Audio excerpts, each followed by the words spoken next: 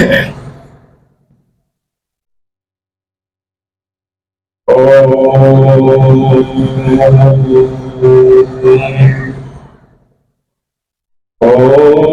भूर्भुवः स्वः तत्सवितुर्वरेण्यं भर्गो देवस्य धीमहि धियो यो नः प्रचोदयात् धियो यो नः प्रचोदयात्। ओम शांति शांति शांति। परम आदरणीय मंच पर उपस्थित सभी विद्वजन, वाह्य तक बैठे हुए सभी सन्यासीजन, कुशल संचालक गृह में ब्रह्मचारी जी, इस कार्यक्रम के आयोजक संयोजक सभी कार्यकर्ता बंधु, आर्य समाज के क्या हुआ भाई, आर्य समाज के सभी पदाधिकारीजन, बंधु और शक्ति, सभा में उपस्थित सभी आदि भद्र पुरुषों, गण साथियों, वक्ताओं की श्रृंखला बहुत लंबी है यहाँ पर और मेरा निवेदन ये है, मैं हर जगह करता हूँ अधिकांश, यदि प्रचार कराना तो वक्ताओं की संख्या बहुत कम रखा, इससे भी हमारी हानि हो रही है। क्योंकि जब श्रोता कोई बुद्धिजीवी आता है जो उसको कोई विषय नहीं मिल पाता है, कोई तथ्य नहीं मिल पाता, तो वो पहली बार ही अगर कोई आया है आशा लेकर के आसमान में अच्छी बात सुनाई जाती है तो देखा पहले तो जुड़ा नहीं है, कहीं जुड़ा भी, भावना उत्पन्न भी हुई और हमारे ऐसे कार्यक्रम में आया भी और उसने घंटे 2-4 घंटे दिए, बाद में लेके कुछ नहीं गया तो वह स्पिरिट टूट भी जाता है। उनके वहां कुछ नहीं, केवल ऐसे ही सुनाया जाता, हंसाने हंसाने की बातें, बाकी वेद की बात तो यूं नहीं की जाती है, वेद की बात नहीं सुनाई जाती। और जब अधिक वक्ता होंगे, समय कम होगा, कितना विद्वान वक्ता क्यों ना सही, क्योंकि यहाँ हमारी उद्देश्य समझदार श्रोता श्रृंखला नहीं होती, जो हम मंत्रों के श्रृंखला में बोल दें और उसको समझ लें, उसकी भाषा में कहीं उदाहरण दे करके, कहीं किसी गीत के माध्यम से, कई अन्य प्रमाणों के माध्यम से विशेष श्रृंखला बांधी जाती, तब उसके अनुकूल परोस पाते हैं, तभी समझ में आता है। उसके लिए वक्ता के पास कम से कम 1 घंटा होना चाहिए, तभी वो अपने विषय की बात कुछ रख सकता है, कुछ दे सकता है। इसलिए मैं निवेदन करता हूं, अधिक विद्वान बढ़ाने से खर्च तो अधिक होता है और जो कार्य होना चाहिए वो कम होता है।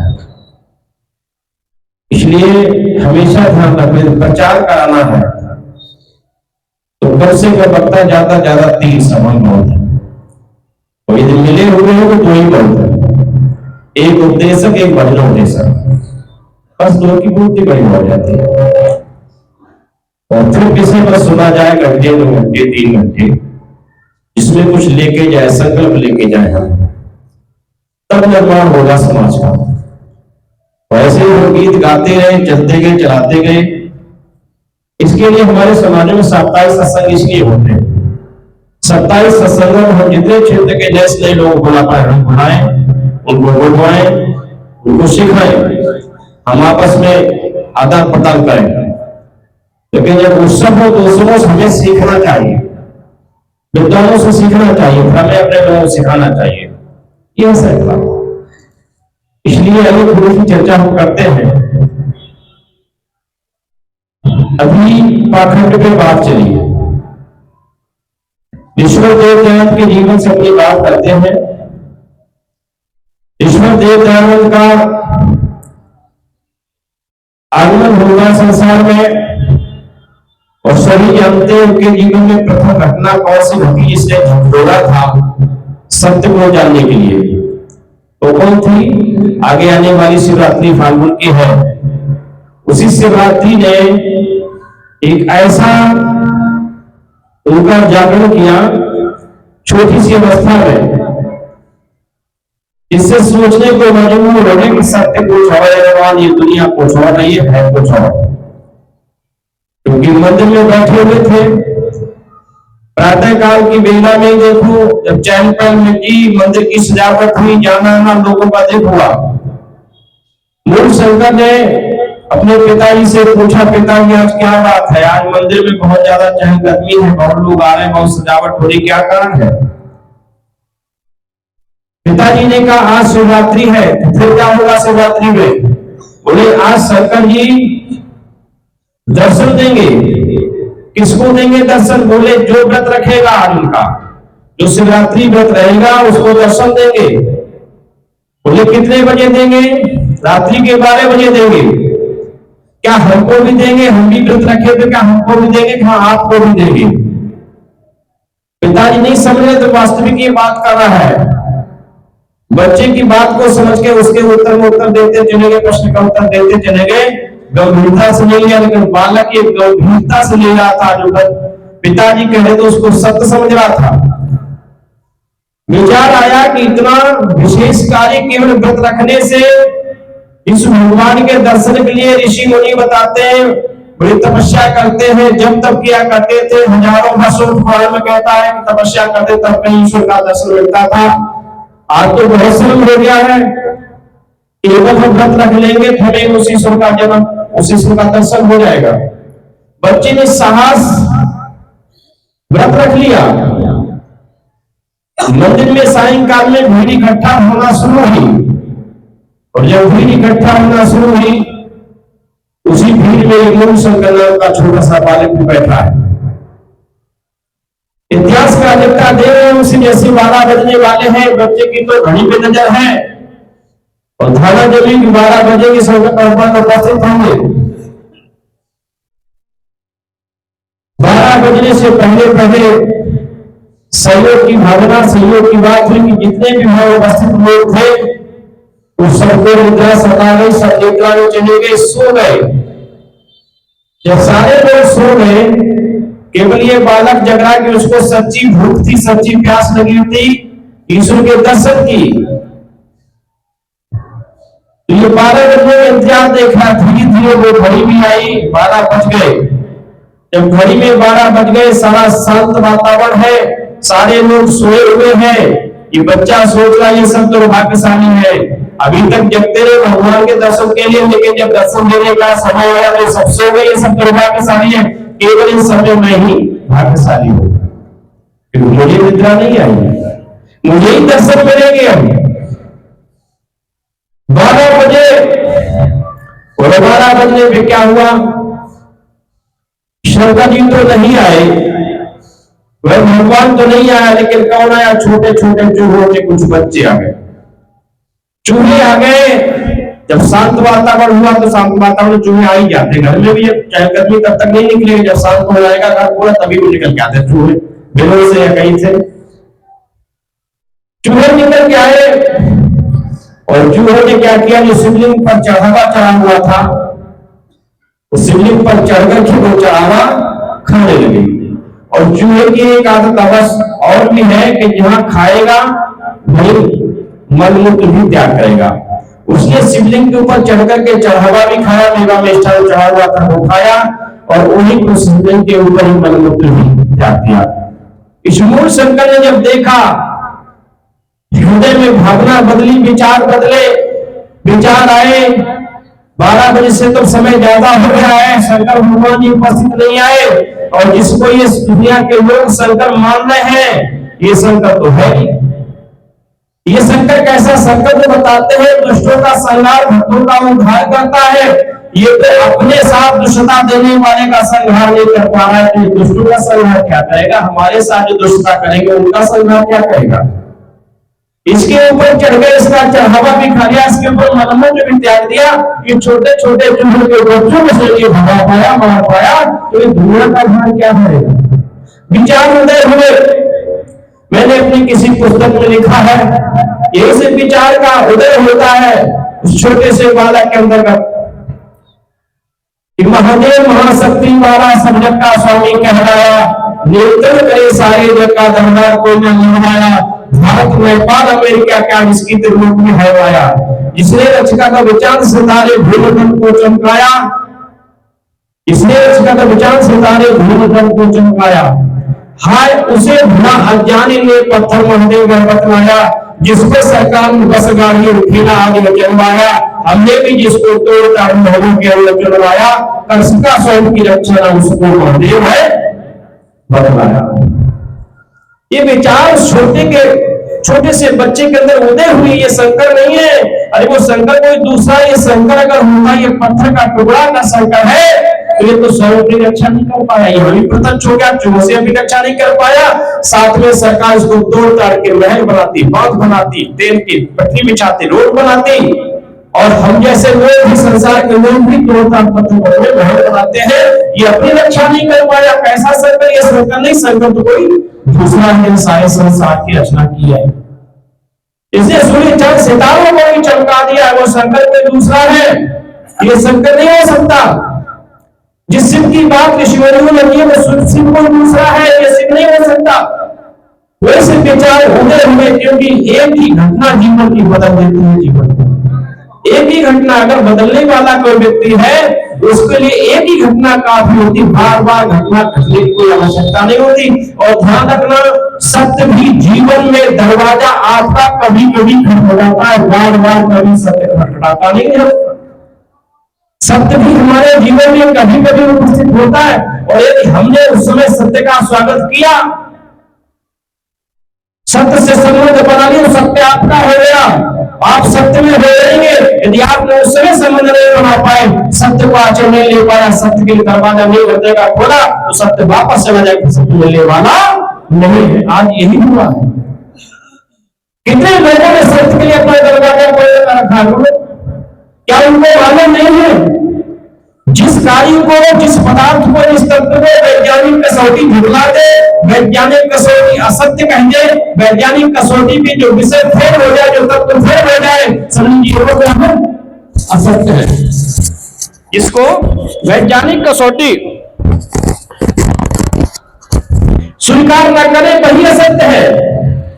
जैसे आज तमाम भ्रांतियां हैं, लोग कहते हैं हनुमान को बाद समय जब भक्ष लियो तो 3 अवलों को भय मत यारो, और कोई जानत है प्रभु संकट मोचन।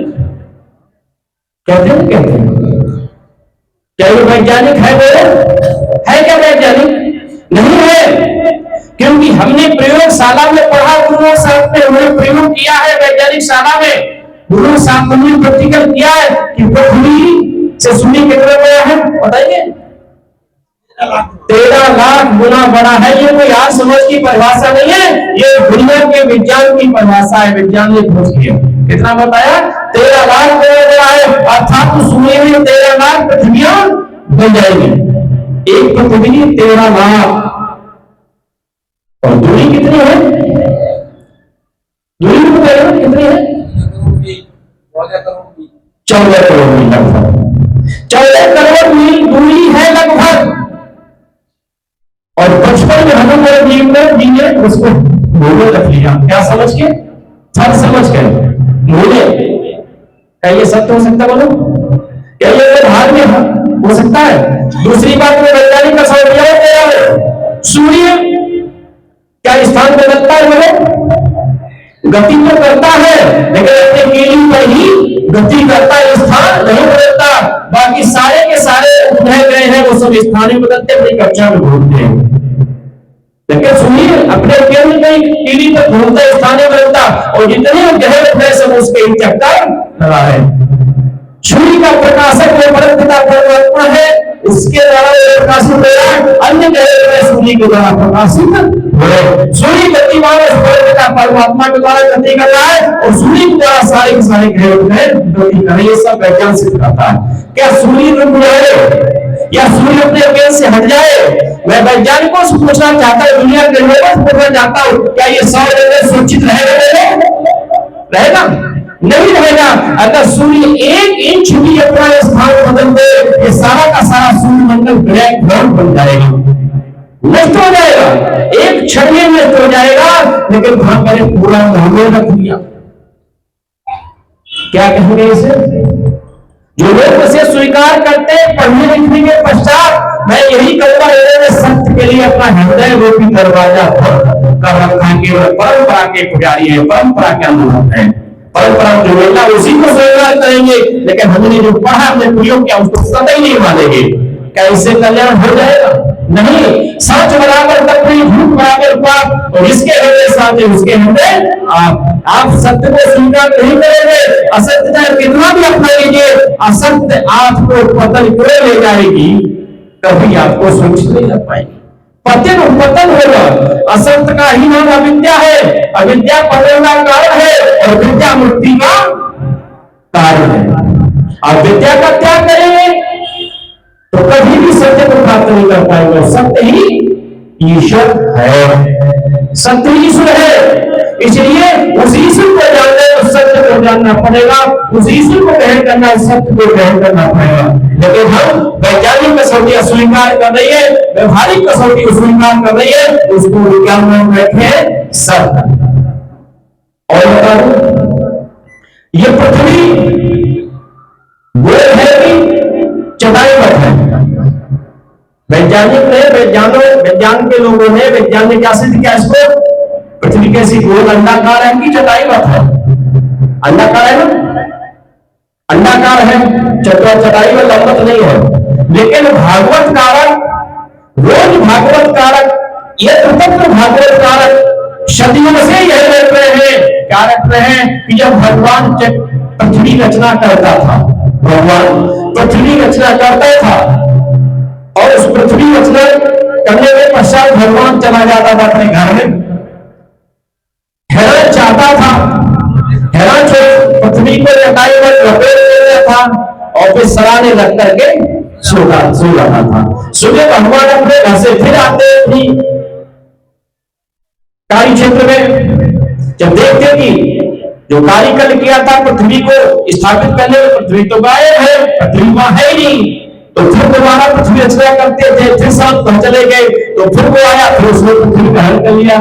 ऐसे ही वो लगातार चलता रहा। जब बहुत बार ये क्रम हुआ, भगवान को प्रेम आया, भगवान ने कहा अभी ऐसे नहीं मानेगा, तो क्या किसका अवतार हुआ? पृथ्वी को मुक्त करने के लिए हराज से किसका अवतार हुआ? 12 का, और शायद आप भी यहाँ हुआ है, ऐसा बताया गया है, इसीलिए इसका शुरू कर क्षेत्र भी नाम रखा गया है। 12 भगवान का अवतार, भागवत कारक कहता 12 भगवान का अवतार हुआ, बोले 12 भगवान ने की, बड़े खुश लोग 12 भगवान के, 12 भगवान का अवतार हो गया जी। 12 भगवान का अवतार हुआ इसके लिए, चटाई के लिए, पृथ्वी के लिए। अच्छा मैं विचार कर रहा हूं, आपसे उत्तर चाह रहा हूं, क्या गोल वस्तु का कोना हो सकता है? गोल वस्तु का, अंडाकार वस्तु को ये गेंद का कोई कोना बना सकता है क्या? बोलो, नहीं बना सकता ना। हमेशा कोना लंबत का होगा, जो चटाई वर्त लंबी है उसी का कोना हो सकता है, और जो गोल है तो कोना में स्वयं ही है, कोने से भी कोना है, इधर से करो उधर से भी कोना है, उसकी कोई दिशा है नहीं, दिशा में एक जैसी है, उसका कोना कैसे?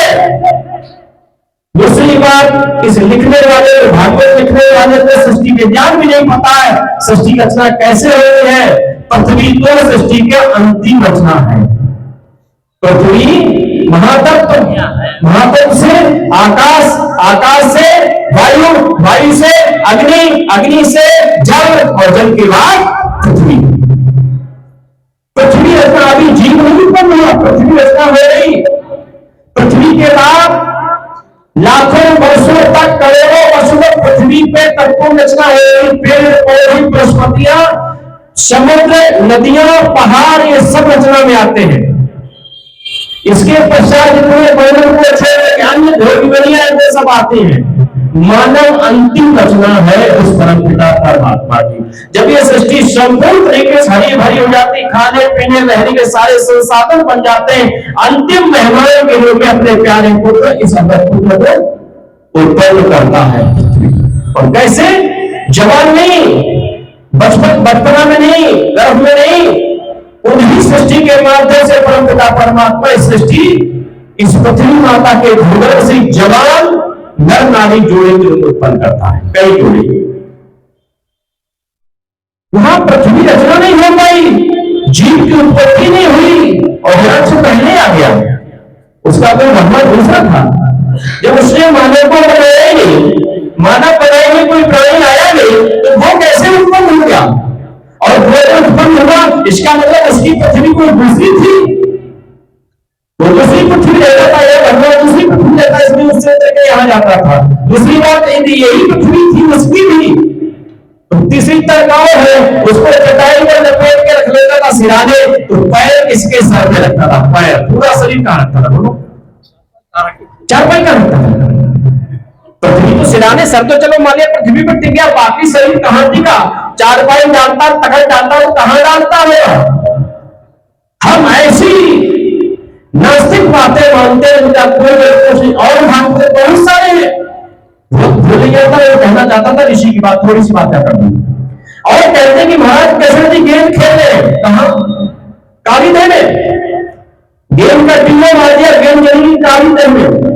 काली देवी कालिया नाम हमें पढ़ाया भी गया। कालिया तो जहरीला था, जिसकी उसके लपटे निकलती थी, जब से ऊपर पक्षी होते थे खत्म हो जाते, कोई पीता था, ऐसा हमें पढ़ाया भी गया। पहले पाठ आता था। विचार करो, श्री रामा की गेंद है वो, और श्री रामा ने गेंद मांगी अपनी, कन्हैया हमें गेंद दो। कन्हैया कहता है नहीं, वो गेंद नहीं मिलेगी, वो तो काली देव में चलेगी, मैया से दूसरी गेंद बनवा देंगे। लेकिन श्री रामा कहता नहीं, गेंद में पहले नहीं है, दूसरी गेंद नहीं लेंगे। बार बार मना करते, बार बार कहता वही लेंगे। यहाँ कथा बात खूब शुरू से सुनाते भाई, हम लोग ढूंढते हैं वाह भाई कथा बहुत अच्छी, क्योंकि इस कथा नहीं है व्यथा है, इसमें जितने गप में गप लगा लो उतनी बढ़िया कथा, जितनी गप सत्य नहीं असत्य, जितनी विरोध सत्य उतनी बढ़िया लोग मानते हैं। गेंद चली गई काली देव, डूब गई कहां? कालिया के घर में चली गई। कृष्ण जी को जब आ गया, काली देव में लगा दी छलांग, और जाकर के कहां पहुंचे? उस कालिया के घर में जहां रहता था।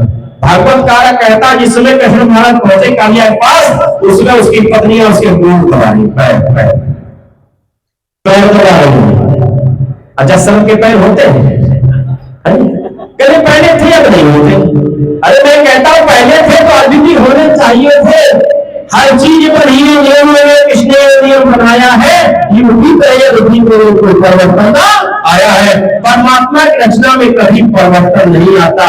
सृष्टि काल में सृष्टि के अंत तक एक ऐसी रचना चलती है। अगर परिवर्तन आता है मनुष्य के किए हुए कार्यों में परिवर्तन सुधार की गुंजाइश होती है, परमात्मा के ईश्वर के कार्यों में कोई सुधार की गुंजाइश भी नहीं होती। इसलिए सृष्टि क्रम में जिस समय जिसकी रचना जैसी थी, आज भी वैसी रचना हो रही है, वैसे उत्पत्ति हो रही है, वैसी समाप्ति हो रही है। एक नियम लागू है, सर कि कभी पैर क्या दबाएंगे, कैसे दबाएंगे, क्यों दबाएंगे?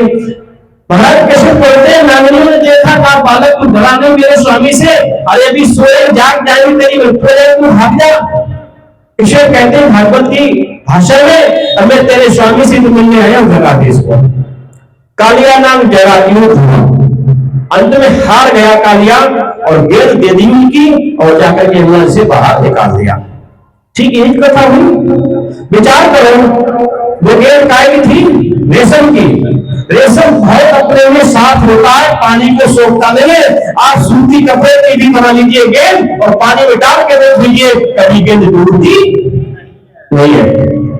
अगर धार चल रही धार, तो धार के ऊपर बहती रहेगी, धार के साथ साथ चलती रहेगी, ठहरेगी नहीं, अंदर नहीं जाएगी, दो सूत खुली रहेगी, पानी उसको पूरी टच नहीं कर पाएगा। लेकिन वो उसके घर में चलेगी, लोहे की गेंद थी क्या? काला सर्प फल वाला नाम किसने कभी पानी में घर बना के नहीं ले सकता, समझे ना?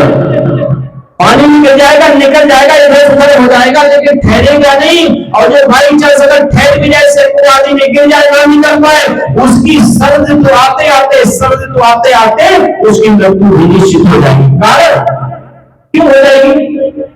क्योंकि जल में सबसे ज्यादा ऑक्सीजन होती है, समुद्र में उससे भी ज्यादा ऑक्सीजन होती है। इस समय समुद्र में ऑक्सीजन ज्यादा बनती है, ग्रीष्म ऋतु में कार्बन डाइऑक्साइड वृद्धि हो जाती है, और इतने जहरीले जीवन की सबका भोजन कार्बन डाइऑक्साइड ही है। ऑक्सीजन इसके लिए परहेज है, रेशन है। इसलिए समुद्र आएगी, जल में भी ऑक्सीजन है, वातावरण में ऑक्सीजन हो जाएगी, उस जहरीले नाम की मृत्यु हो जाएगी निश्चित। ध्यान करना, के साथ जो जहरीला था। इसलिए लोग समझ नहीं पाए, आज हम उसी विचारधारा को बोलते हैं जिसको विज्ञान अस्वीकार करता, कहते हैं आज समाज में ऐसी बात, आज समाज में वैज्ञानिक है, अरे ऋषि आए और ऋषि ने जब ये बात समझ ली ये सब असत्य है, विद्या है, परंपरा हमें दिया जा रहा है, ऋषि जो उसने विद्यानंद के पश्चात तमाम ग्रंथों का स्वाध्याय किया, जितने मत पंथ ग्रंथ थे, वेद से लेकर 10 शास्त्र, पुराण, बाइबल आदि जो भी उसमें थे, सबका अध्ययन किया, अंत में विचार किया कि कैसे हुआ, क्या कारण हुआ, ये देश पहले जो अरब वर्ष तक विश्व गुरु रहा है, जो देश पहले अरब वर्ष तक विश्व का सम्राट रहा है, वह देश गुलामों का भी गुलाम कैसे बना। इस देश के सारे लोगों को उंगली पकड़ के, विश्व के लोगों को उंगली पकड़ के मां के समाज चलने सिखाया है, ज्ञान दिया है, विज्ञान दिया है, वो ज्ञान आज अज्ञानी कैसे हो गया, जो पेड़ पत्थरों में मत्था नहीं रहा है। कारण क्या रहा, कारण निकल के आया, ये देश जभी तक महान रहा है, और क्यों महान, उसका कारण वेद का विज्ञान।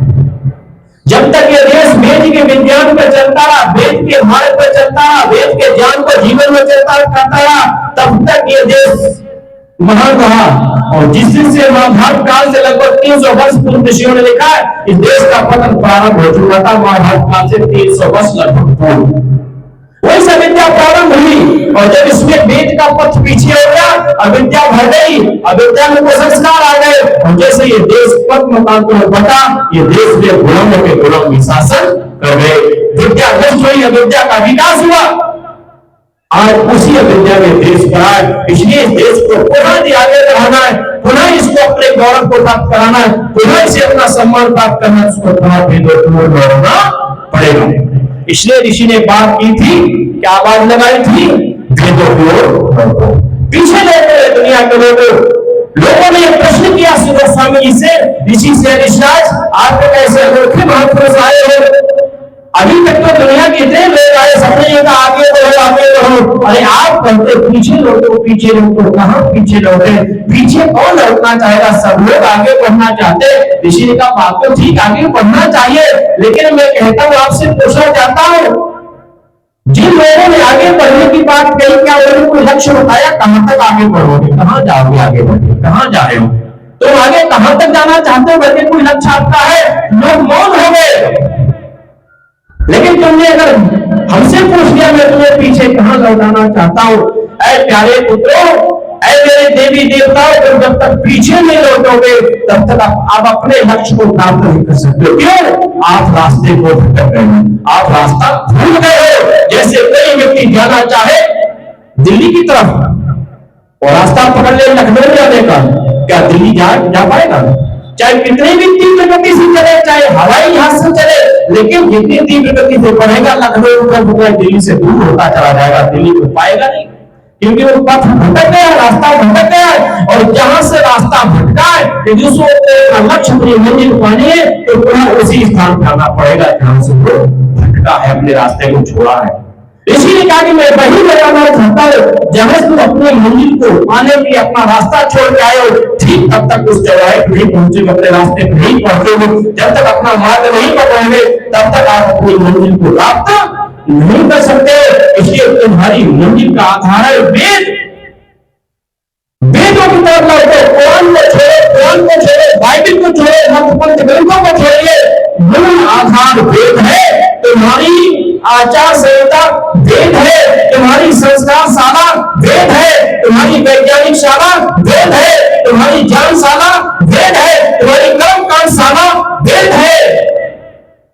जिस विषय की तुम्हें आवश्यकता है, वो विषय की पूर्ति कराने वाला क्या है, वेद है।